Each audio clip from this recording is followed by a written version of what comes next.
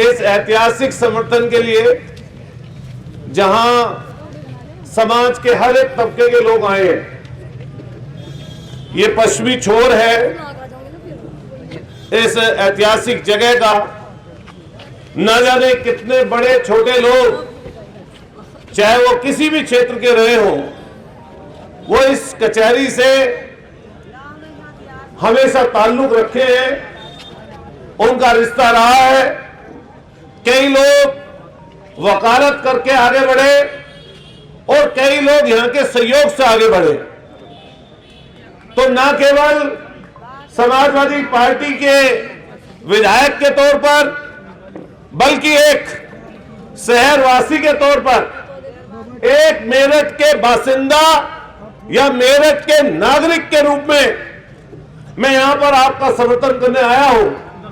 और न केवल मैं, बल्कि हमारी पार्टी के सारे वरिष्ठ नेता, चाहे आदरणीय पूर्व मंत्री शाहिद मंजूर साहब हो, हमारे वरिष्ठ विधायक, लगातार दूसरी बार विधायक है रफीक अंसारी जी हो, हमारे यहां पर जिला अध्यक्ष, महानगर अध्यक्ष और पार्टी के तमाम वरिष्ठ नेता आपके समर्थन में आए हैं। मैंने देखा अभी हम लोग जहां से चलकर आए, एक भी जगह पर रास्ते में कोई दुकान, कोई किसी तरह का संस्थान ऐसा नहीं है जो खुला हो। पूर्णतः मेरठ बंद है। इसमें जो आपके अध्यक्ष जी, महामंत्री जी और तमाम लोगों ने इकट्ठा होकर आपस का कोई मतभेद इस विषय में किसी वकील का, किसी अन्य व्यक्ति का नहीं है। और आज उसी की देन है कि मेरठ का पूरा बंद आप सब लोगों की वजह से आज हो रहा है। लेकिन इस तरह की बंदी पूर्व में भी कई बार रही है। हमने अलग अलग मौकों पर देखा है कि कई अन्य कारण से भी मेरठ बंद हुआ, लेकिन आज का बंद सिर्फ मेरठ के लिए नहीं, ये पूरे के पूरे पश्चिमी उत्तर प्रदेश के लिए ऐतिहासिक दिन है।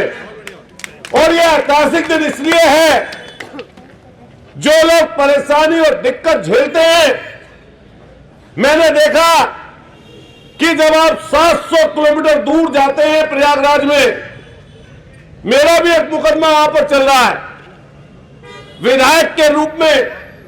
मैं लगभग विधायक का ही एक मुकदमा पिटीशन डली हुई थी, उसी के संबंध में लगभग 50 बार अलग अलग सभों पर मुझे प्रयागराज जाना पड़ा। मेरी जान पहचान भी है, मुझे वहां रुकने में भी दिक्कत नहीं है, मुझे गाड़ी घोड़े की भी दिक्कत नहीं है। लेकिन जब एक बार यहां से चलकर जाता है आदमी, तो कम से कम 2 से 3 दिन लगते हैं वापस आने में।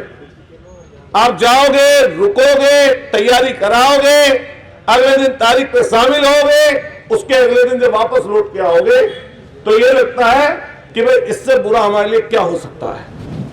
अगर यहीं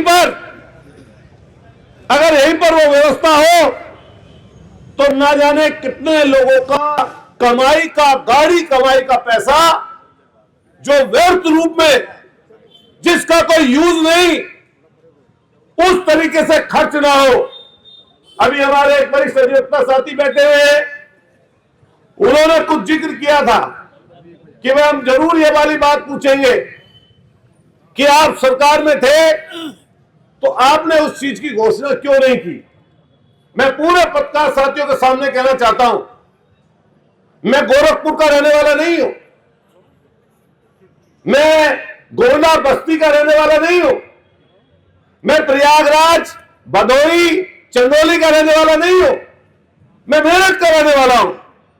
मुझे अगर चुना है तो इसी मेरठ के लोगों ने विधायक बनाया, सरना के लोगों ने विधायक बनाया। तो जब जब यह बात आएगी कि मुझे चुनना पड़ेगा ये बात, पहले नंबर पर देश, और देश के बाद में अगर कोई जगह चिन्हित मैं करूंगा तो सबसे पहले अपने मेरठ को करूंगा ना। तो मेरी जिम्मेदारी मेरठ के प्रति है वकील साहब।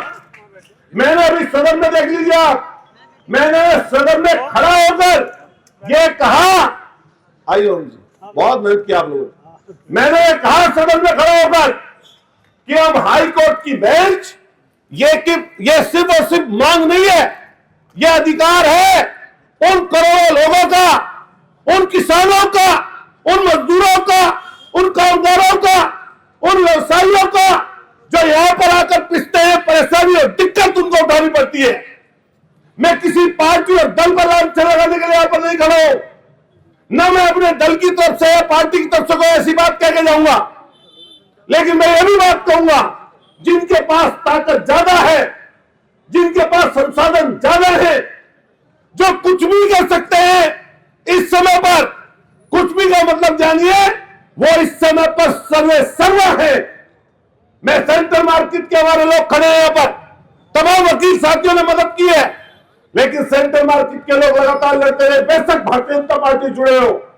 हमने उस दिन वहां पर खड़े होकर यह बात कही थी कि आपके हाथ में नहीं है, किसी कमिश्नर के हाथ में नहीं है, किसी एमपी के हाथ में नहीं है, किसी मंत्री के हाथ में नहीं है, यह सेंट्रल मार्केट को बचाना।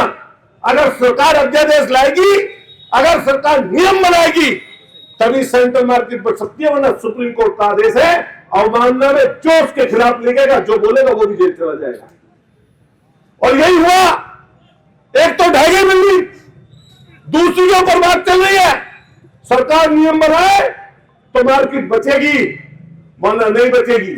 यही वकील साथियों आपसे हमारा कहना है, सारी भारतीय जनता पार्टी के लोग आपका इस समय सहयोग कर रहे हैं, मदद कर रहे हैं, हमने देखा फोटो के माध्यम से, हम भी विपक्ष के लोग आपका सहयोग कर रहे हैं। मैंने सदन में बोलते हुए देखा, लक्ष्मीकांत वाजपेयी जी बोले हैं, लेकिन वकील साहब आपने देखा होगा हम भी बोल के आए, जहां पर जिस सदन के सदस्य हम भी वहां पर बोल के आए, लेकिन अब हम इस समय पर मांग कर सकते हैं, और मांग किससे कर सकते हैं? सरकार से मांग कर सकते हैं। हम और आप सब एक तरफ खड़े हुए लोग हैं, जिनकी जिम्मेदारी इस समय ज्यादा बनती है, जिनके पास ताकत है, जिनके पास देने की क्षमता है, उन्हीं से ही मांग की जाती है, किसी और से नहीं की जाती। हम क्षेत्रीय पार्टी हैं, हम उत्तर प्रदेश की पार्टी, लोकसभा चुनाव में हमारे सांसद ज्यादा जीत गए, लेकिन विधानसभा में इस समय बहुमत भारतीय जनता पार्टी का है, लोकसभा में एनडीए का बहुमत है। और नियम जब बनते हैं तो ऐसे बनते हैं, आप सब ज्ञाता बैठे हैं, आप सब विद्वान लोग बैठे हैं।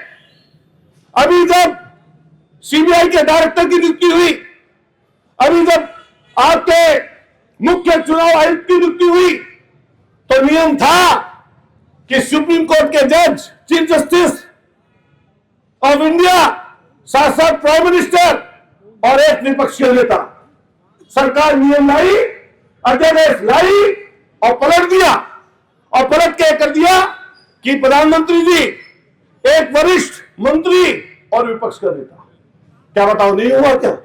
सब बताइए आप, सीबीआई को हटा दिया। तो आज अगर भारतीय जनता पार्टी, उसकी सरकार अगर ये चीज चाहे तो निश्चित रूप से इस समय मदद कर सकती है। यहां पर पूरा मेरठ, वो कोई व्यवसायी हो, किसान हो, मजदूर हो, पढ़ने वाला व्यक्ति हो, किसी जात से संबंधित हो, किसी छोटे दल का आदमी हो, किसी बड़े दल का कार्यकर्ता हो, हर एक की एक इच्छा है इस पश्चिमी उत्तर प्रदेश में कि यहां पर हाई कोर्ट बेंच बननी चाहिए। मैं आपसे चाहता हूं, बताइए, सारे दल पार्टियों के समर्थक यहां पर खड़े हैं, वकील साथी भी बहुत सारे अलग अलग दल पार्टियों के समर्थक हैं, लेकिन हाथ खड़े करके बताइए, क्या हम लोग इकट्ठे नहीं है आज? हाथ खड़े करके बताइए, इसका कोई इसमें भेदभाव है? हम सब साथ हैं, इसमें कोई भेदभाव नहीं है। इसलिए हम आपकी तरफ से मांग करते हैं, और अभी हमारा सदन कल से शुरुआत होने जा रही है, कल से वकील साहब, महामंत्री जी, राणा जी, कल से शुरुआत होने जा रही है। हम लोग सदन के माध्यम से उस चीज को उठाएंगे। ये बात इसकी है तो हो सकती है, मान लिया पूर्वांचल से संबंधित कोई किसी दल का, हमारे का, दूसरे दल का हो, वो हमारा समर्थन उस चीज में ना करे, लेकिन मेरठ का होने के नाते, इस जगह का होने के नाते, आदरणीय गजेंद्र जी, इस जगह का होने के नाते जो मेरी जिम्मेदारी है, उस जिम्मेदारी को मैं अतुल प्रधान और हम अपने सब पार्टी के लोग तरफ से वो बोल के जाएंगे, वरिष्ठ से हम आपको वादा करते हैं, जो यहाँ पर मंच पे बोल के जाएंगे उसी तरह की बात मिलेगी, कोई इधर उधर की बात नहीं मिलेगी।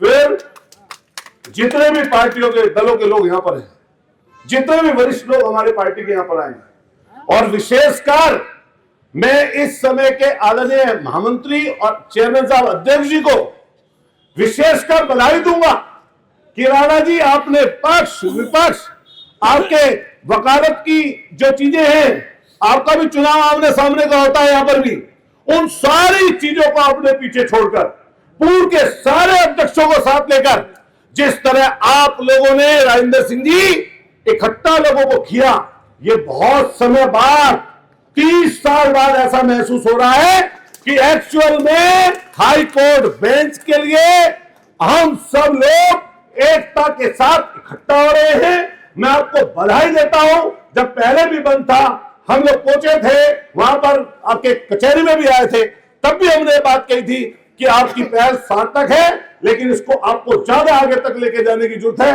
आप इसको आगे की तरफ लेके जा रहे हैं।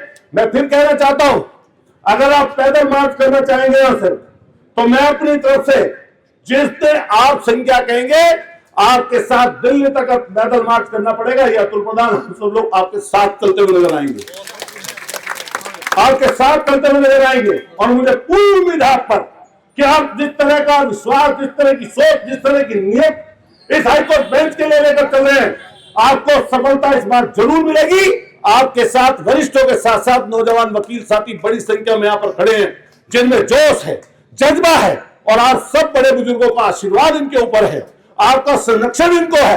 मैं आपको बधाई देता हूं। इस तरह की शुभकामनाएं इसलिए देता हूं कि पूरा मेरठ पूरी तरीके से बंद है, और मैं जितने पत्रकार साथी खड़े हैं इन सबकी तरफ से यही कहूंगा कि हमको हमेशा मदद मिली है यहां से, चाहे छात्र राजनीति के रूप में रहे, चाहे दलीय पार्टी के रूप में हम लोगों ने काम किया, चाहे विधायक के रूप में हमें हमेशा सहयोग मिला है। हमारे ससुर भी यहाँ पर वरिष्ठ वकील लेके गए हैं, सीमा जी के पिताजी चरण सिंह जी, और सब लोगों से उनका परिचय है। वो मेयर का चुनाव लड़ रही थी, मैंने देखा सब लोग हमारी मदद कर रहे थे। तो आप जब चाहेंगे, जहां जैसा चाहेंगे, हम लोग आपके साथ खड़े नजर आएंगे। मैं आपका हाथ जोड़कर बहुत बहुत धन्यवाद, बहुत बहुत शुक्रिया अदा करता हूं। बहुत बहुत धन्यवाद, शुक्रिया, धन्यवाद।